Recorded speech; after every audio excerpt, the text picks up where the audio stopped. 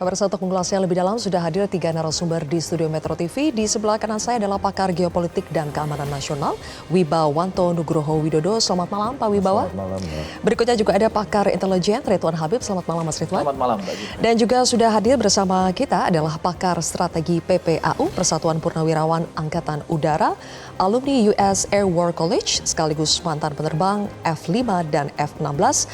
Ada Marsma TNI Purnawirawan Agung Sasongko Jati, atau call sign-nya adalah Syarki. Jadi saya panggil Pak Syarki ya. Okay. Selamat malam Bapak, apa kabar? Selamat malam, terima kasih. Baik, terima kasih. Dan juga sudah hadir lewat sambungan Zoom ada tokoh perdamaian yaitu Mbak Yeni Wahid. Selamat malam Mbak Yeni Wahid, nanti kita bergabung di segmen berikutnya ya. Baik, saya akan ke Pak Wibawa terlebih dahulu. Setelah 8 juta warga Amerika Serikat turun ke jalan melakukan demo besar-besaran yang dikenal dengan nama No Kings, akhirnya 3 hari kemudian, yaitu pada 1 April malam pada waktu setempat, akhirnya Presiden Trump mengeluarkan pidato nasional yang menyebut bahwa tujuan strategis dari inti operasi militer Amerika Serikat ke Iran sudah hampir selesai. Kita simak dulu pernyataan terbarunya berikut ini. American involvement in must be held World legally War I accountable. lasted 1 year, Immunity must 7 not months, become and the 5 standard. days. And World attacks War II against lasted peacekeepers for 3 must not years, be 8 months, and repeated 25 nor days. tolerated. The Korean War lasted for 3 years, 1 month, and 2 days. The Vietnam War lasted for 19 years, 5 months, and 29 days. Iraq went on for 8 years, 8 months, and 28 days. We are in this military operation so powerful, so brilliant against one of the most powerful countries for 32 days. And the country has been eviscerated and essentially is really no longer a threat. They were the bully of the Middle East, but they're the bully no longer. This is a true investment in your children and your grandchildren's future. Pak Wibawa, kalau melihat mendengarkan pernyataan terakhir dari Presiden Trump, ditambah sebelumnya ada demo besar-besaran No Kings, sebetulnya punya pengaruh tidak ya demo besar-besaran yang terjadi? Kalau kita baca dari statement Trump yang terakhir, ada pengaruhnya tidak terhadap arah haluan Presiden Trump berikutnya terkait dengan agresinya? Jadi gini Mbak ya, saya sekitar 3 minggu lalu saya diundang di Metro TV, saya katakan bahwa perang itu akan berakhir setelah Lebaran dan sebelum Paskah Yahudi, berarti di akhir bulan. Dan kalau kita lihat, sekarang sudah 34 hari. Nah, operasi militer itu sudah melewati fase pertama, yaitu strategic surprise. Masuk tahap kedua, itu nanti Pak Agung akan menjelaskan mengenai dominasi dan penghancuran kepada aset-aset militer Iran. Dan yang ketiga yang tidak diharapkan sebenarnya oleh Amerika adalah retaliasi dari Iran itu sendiri. Yang sudah mulai melebar keluar Iran. Artinya mengarah kepada regional war. Nah, yang keempat sekarang Amerika harus memainkan apa yang disebut dengan coercive endgame process. Jadi ini harus selesai dengan cara yang coercive. Nah, yang dimiliki Iran saat ini sekarang adalah, yang pertama adalah mereka masih punya yang namanya proxy. Masih ada misal cadangan gitu. Dan secara geografis mereka masih punya Hormuz yang bisa menjadi sandera. Nah, Amerika tidak ada pilihan lain. Mereka harus melakukan coercive endgame process namanya untuk memastikan bahwa ini harus selesai. Nah, sementara Iran sendiri dalam tekanan ekonomi begitu berat, ya mereka juga harus untuk mempertahankan diri, survive atau mati dalam prosesnya. Jadi dalam posisi ini tidak ada pilihan lain selain Presiden Trump harus mengatakan sudah tercapai strategi objektifnya. Padahal strategi objektif belum tercapai. Ini bagian dari coercive endgame. Coercive endgame atau propaganda juga? Ya, itu bagian cara taktiknya. Ya, tapi pada prinsipnya cara coercive ini serving 2 tujuan. Yang pertama, mengirimkan pesan kepada domestic audience, ya, khususnya kepada bipartisan, karena perang ini sudah tidak populer di Amerika. Yang kedua, juga memberikan pesan kepada alliance, kepada pasar di dunia internasional, yang ketiga juga kepada Iran. Nah, menunggu supaya sejarah Iran ini, ya, mereka bisa berganti dari satu rezim ke rezim lain selama 500 tahun terakhir, itu menggunakan organ dalam. Jadi memberikan waktu kepada organ dalam Iran untuk akhirnya total surrender atau disebut dengan regime change. Yang karena regime change ini sebenarnya tidak bisa tercapai hanya dengan coercive endgame proses yang dimainkan oleh Washington. Itu poinnya. Jadi apapun yang dilakukan sekarang, demo di dalam itu, oke, itu boleh-boleh saja.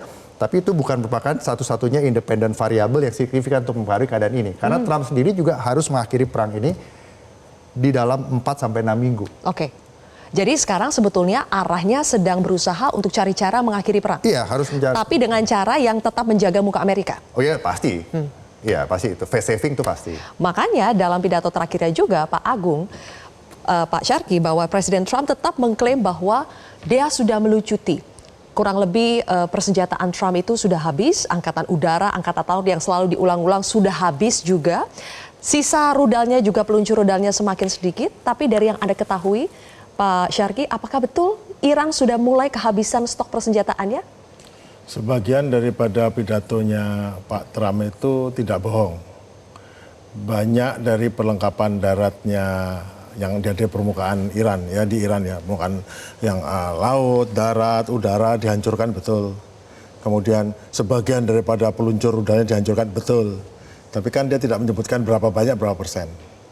Nah, yang terjadi adalah saya nggak bisa menilai menang, kalah, benar, salah. Saya bisa menilai dari instrumen kekuatan nasional yang digunakan.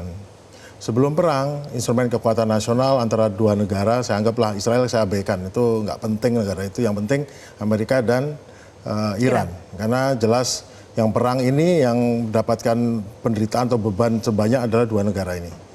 Secara diplomasi Amerika kuat sekali, informasi kuat sekali, militer sekali, ekonomi kuat sekali. Iran sebaliknya sangat lemah, dia dalam sanksi. Namun setelah 1 bulan berlangsung, kemudian sudah mulai terbuka bahwa ternyata Iran juga bisa membalas, bisa menyerang, dan sekarang makin lama makin kesulitan untuk menangkis. Sekarang diplomasi jelas Amerika keteteran. Informasional jelas media tidak lagi dikuasai Amerika karena sebagian media juga mengungkapkan kebenaran bahwa babak belur juga di sini ada permasalahan yang timbul bagi pihak yang tadinya powerful. Secara militer, ya betul hancur di sini, tapi yang hancur kan hanya permukaan. Ternyata belakangan bisa membalas, dan belakangan ternyata pertahanan udaranya juga masih ada. Ternyata sebagian yang dihancurkan, sebagian lagi masih aktif, dan sekarang malah kekuasaan 15.000 ke bawah, praktis di seluruh Iran, itu masih dikuasai sama Iran. Mereka hanya terbang ketinggian tinggi, dan menggunakan rudal jarak jauh atau bom yang itu dengan ketinggian tinggi semua. Karena terbukti berani terbang turun ke bawah, ditembak jatuh, atau dirusak. Nah, secara militer oke. Secara ekonomi, jelas Iran sekarang di atas angin. Mau apapun diperbuat, mau nyerang, nyerbu, ngebom, apapun itu, tidak merubah kenyataan bahwa yang mengendalikan arus keluar atau masuk di dalam teluk adalah Iran.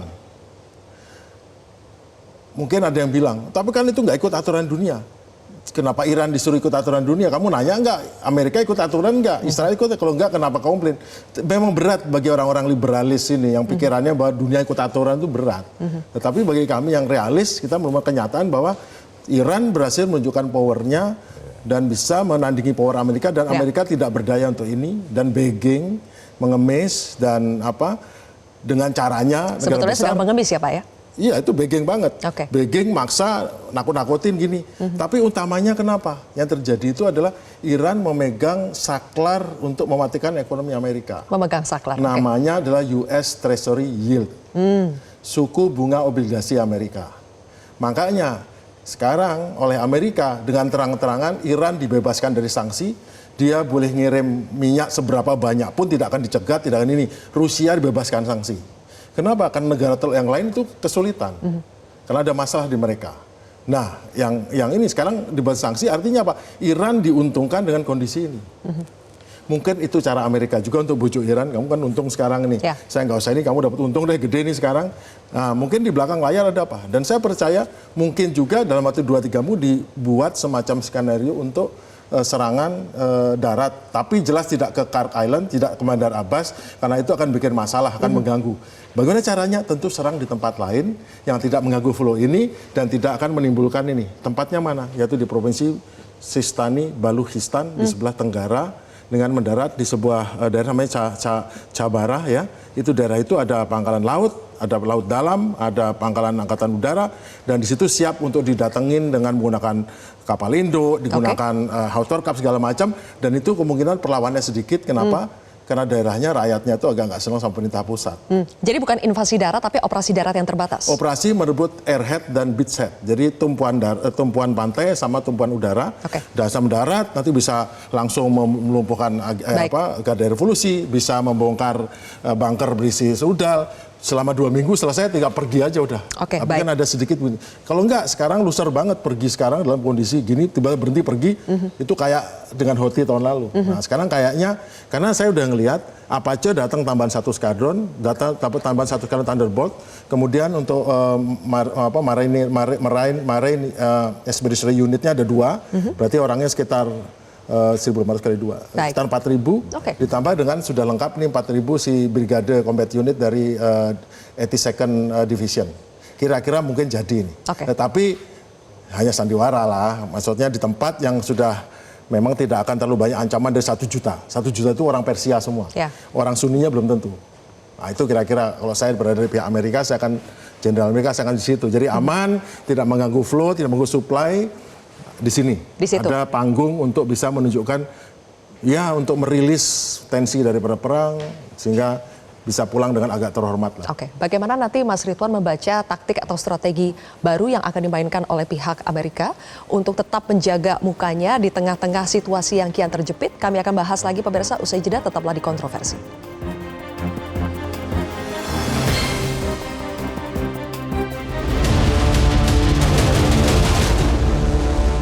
Jelajahi cara baru mendapatkan informasi. Download Metro TV Extend sekarang.